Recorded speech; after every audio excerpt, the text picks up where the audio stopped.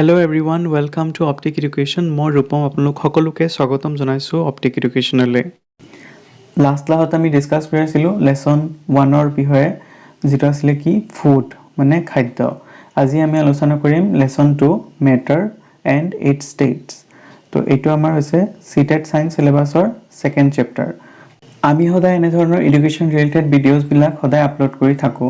গতিকে আমাৰ চেনেল লগত জড়িত হৈ থাকিবৰ কাৰণে আমাৰ চেনেলটো সাবস্ক্ৰাইব কৰিব আৰু তাৰ লগতে থকা বেল বাটনটো প্ৰেছ কৰিব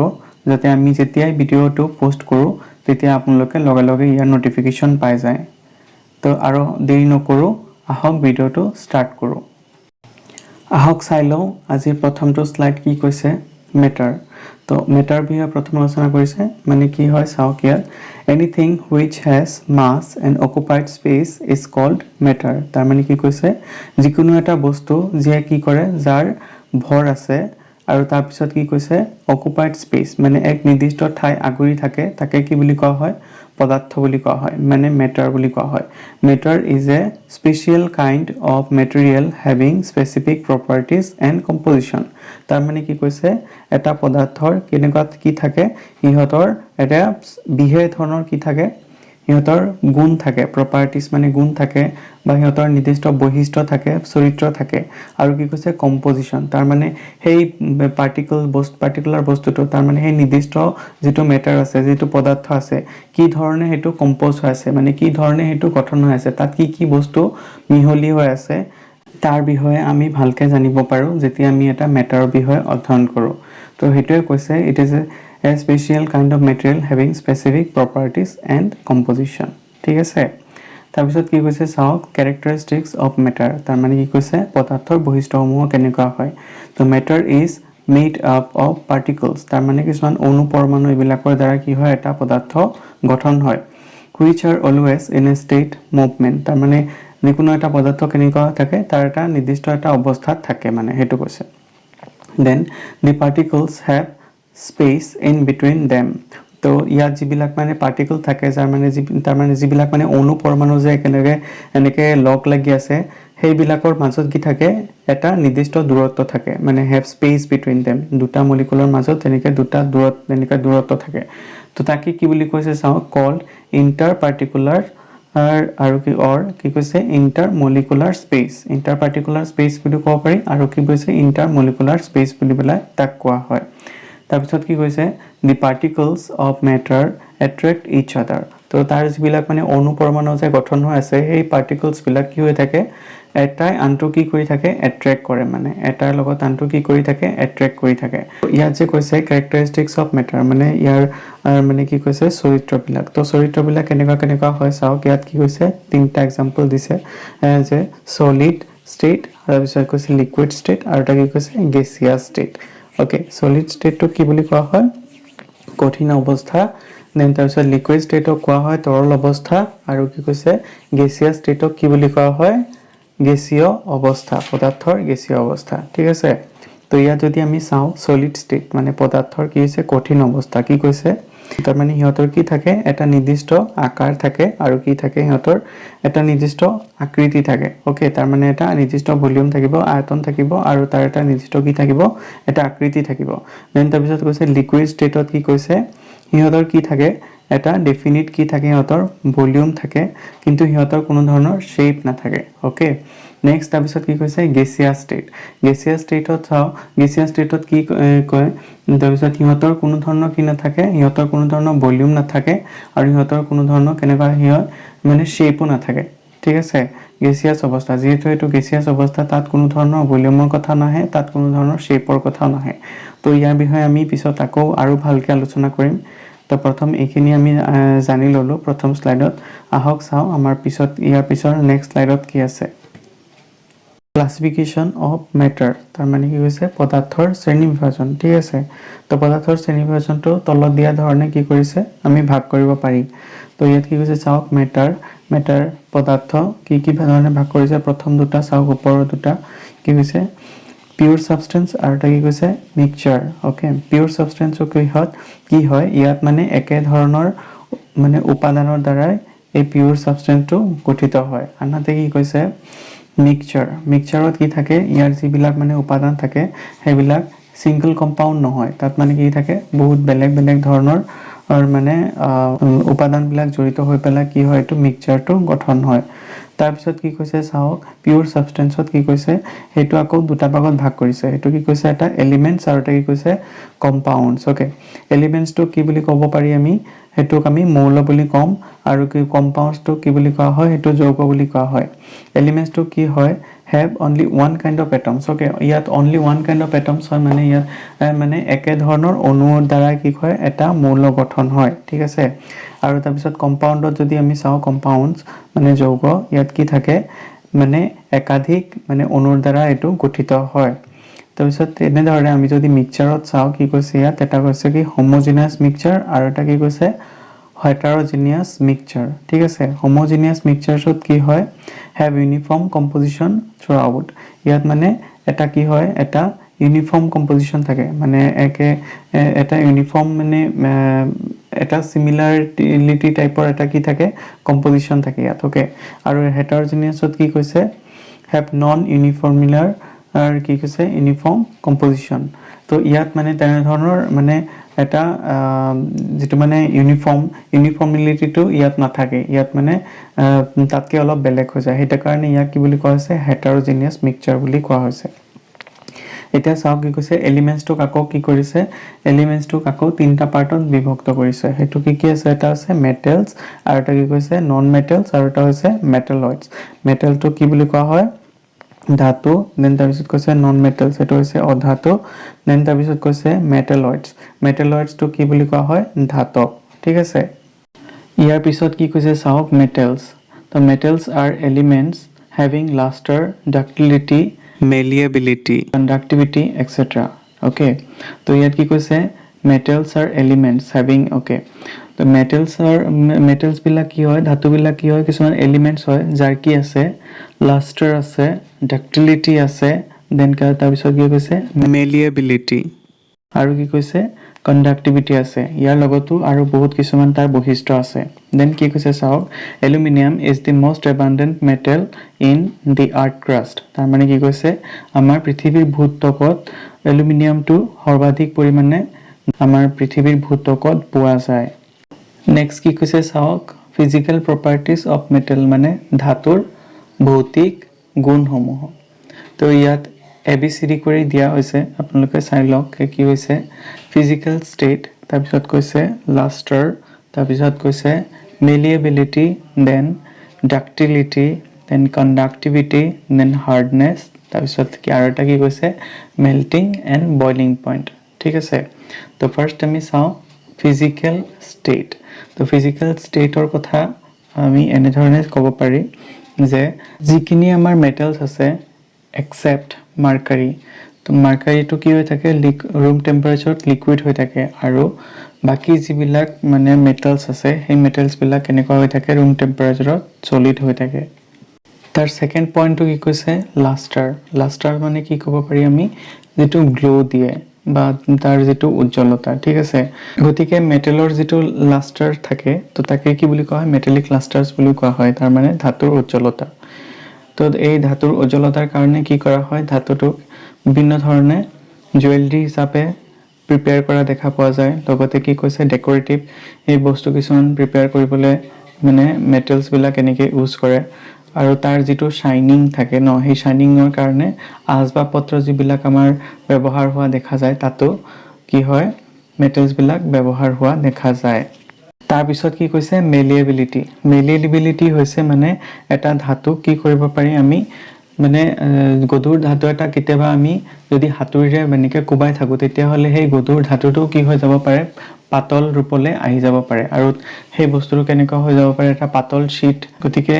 সেই গধুৰ অৱস্থাৰ পৰা যে আমি পাতল শীতলে পৰিণত কৰিলো তাকে কি বুলি কোৱা হয় malleability আৰু এটো কিহৰ কাৰণে পসিবল হৈছে কম্প্ৰেসিভ স্ট্ৰেছ তাৰ মানে এটো মানে যিমান আমি তাক মানে কোবাই থাকিম বা যিমান দূৰ আমি তাত মানে আঘাত কৰি থাকিম ধাতুটোৰ ওপৰত হিমানে কি হ'ব বস্তুটো প্ৰহাৰিত হৈ থাকিব নেক্সট কি কৈছে চাও ডাক্টিলিটি কি বুলি কোৱা হয় নমনীয়তা বুলিও কোৱা হয় হেটো আন এটা প্ৰপাৰ্টি হৈছে মেটেলৰ ওকে তো ইয়াত সোণ আৰু ৰূপক আটাইতকৈ কি বুলি কোৱা হয় ডাক্টাইল মেটেলছ বুলি কোৱা হয় তাৰ মানে এইটো সোণ আৰু ৰূপ হৈছে আটাইতকৈ বেছি কি নমনীয় ধাতু তাৰ পিছত কি কৈছে চাওক কণ্ডাক্টিভিটি মানে পৰিবাহিতা তো ধাতুৰ পৰিবাহিতা যদি কওঁ আমি ধাতুবিলাক কি হয় ভাল পৰিবাহী হয় ওকে তো সেইবিলাক কি হয় তাপৰ পৰিবাহী হয় আৰু লগতে কি হয় বিদ্যুতৰো পৰিবাহী হয় নেক্সট আছে হাৰ্ডনেছটো কি বুলি কোৱা হয় কঠিনতা ধাতুবিলাক কি হয় কঠিন হয় কিন্তু ইয়াৰ ভিতৰতো কিছুমান এনেকুৱা ধাতু আছে যিবিলাক কি হয় সফট হয়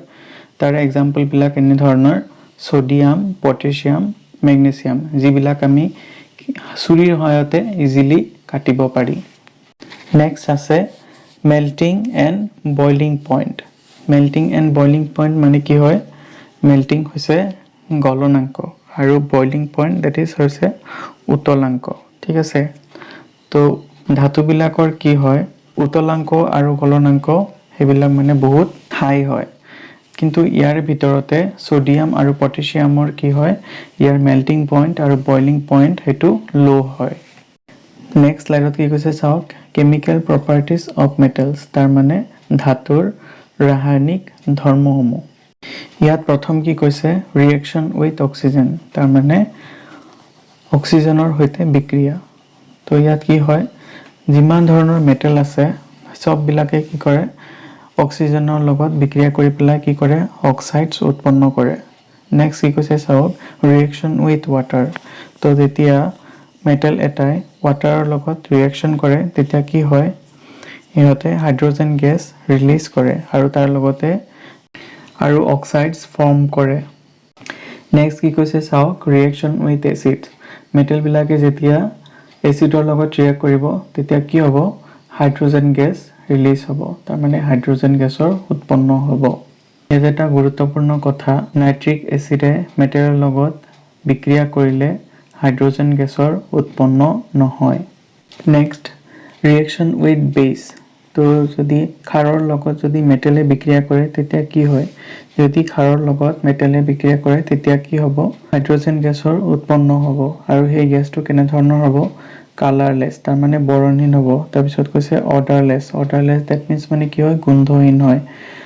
নেক্সট কি আছে চাওক নন মেটেলছৰ বিষয়ে কি কৈছে চাওক দি elements which have a tendency to form negative ion by gain of electrons are called non-metals. Example কি কৈছে hydrogen, oxygen, sulfur, etc. Next কি কৈছে they are in solid or gaseous form under normal condition. তাৰ মানে হিহঁত কেনেকুৱা থাকে normal conditionত হিহঁতে solid formত থাকিব পাৰে নাইবা কেনেকুৱা formত থাকিব পাৰে gaseous formতো থাকিব পাৰে এতিয়া চাওক কি কৈছে অধাতুৰ ভৌতিক ধৰ্মসমূহ দ্যাট ইজ কি হয় physical properties of non metals এতিয়া ইয়াত যদি আমি আলোচনা কৰোঁ আমাৰ প্ৰথম ক্যাৰেক্টাৰটো এটো কি কৈছে ফিজিক্যাল ষ্টেটত কি কৈছে চাওক most of the non metals are soft only diamond and allotropic form of carbon is the hardest known substance other non metals are gases except bromine which is liquid ইয়াত কৈছে যে বেছিভাগ অধাতুৱে কি হয় কোমল হয় আৰু ইয়াত কৈছে যে অধাতুৰ ভিতৰত অকল ডায়মণ্ডটোৱে কি হয় হাৰ্ড হয় দেন তাৰ পিছত কি কৈছে কিছুমান এনেকুৱা অধাতু আছে যিবিলাক মানে গেছ ফৰ্মত থাকে কিন্তু ব্ৰমিন সদায় লিকুইড ফৰ্মতে থাকে নন মেটেলৰ নেক্সট ধৰ্মটো হৈছে কি লাষ্টাৰ তাৰ মানে কি উজ্জ্বলতা তো কি কৈছে চাওক the non metals do not have lustre তাৰ মানে কি হয় অধাতুবিলাকৰ কি নাথাকে উজ্জ্বলতা নাথাকে হাউএভাৰ ডায়মণ্ড গ্ৰেফাইট আয়োডিন ইহঁতৰ কি থাকে লাষ্টাৰ থাকে যদি ইহঁত নন মেটেল হয় কিন্তু ডায়মণ্ড গ্ৰেফাইট আৰু আয়োডিনৰ ক্ষেত্ৰত কি দেখা পোৱা যায় উজ্জ্বলতা থকা দেখা পোৱা যায় নেক্সট কি আছে চাওক সি নম্বৰটো malleability and ductility that means কি কৈছে যে the non metals can not B